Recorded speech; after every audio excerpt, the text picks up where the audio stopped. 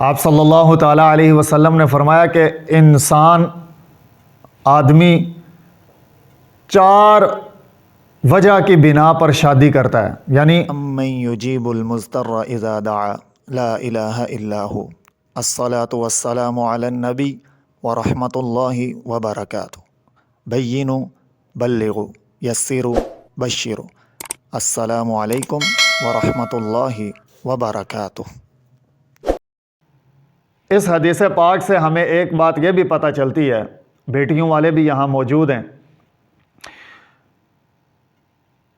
ہمیں اپنی بیٹی کے ہم سفر کے لیے ایمان اور تقوی کو بنیاد بنا کر تلاش کرنی چاہیے۔ اور اس کے اوپر نبی صلی اللہ تعالیٰ علیہ وسلم کی ایک اور حدیث پاک ہے۔ آپ صلی اللہ تعالیٰ علیہ وسلم نے فرمایا کہ انسان آدمی 4 وجہ کی بنا پر شادی کرتا ہے، یعنی اگر اس کو کوئی لڑکی پسند آتی ہے یا کوئی لڑکا اگر اس کو پسند آتا ہے تو اس میں 4 وجہ ہو سکتی ہیں پسند آنے کی۔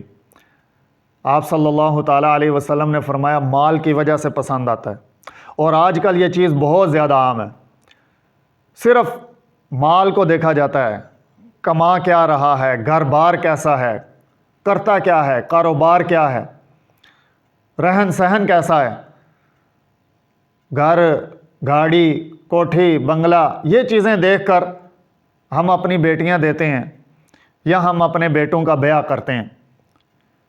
بیٹے والے بیٹیوں میں بھی یہ تلاش کر رہے ہیں، بیٹیوں والے بیٹوں میں بھی یہی چیزیں تلاش کر رہے ہیں۔ اور نبی صلی اللہ تعالیٰ علیہ وسلم نے دوسرا فرمایا لحسبھا، حسب نسب کی وجہ سے، مال کی وجہ سے، حسب نسب کی وجہ سے۔ حسب نسب کس کا بیٹا ہے؟ سب سے اعلی نسب سید،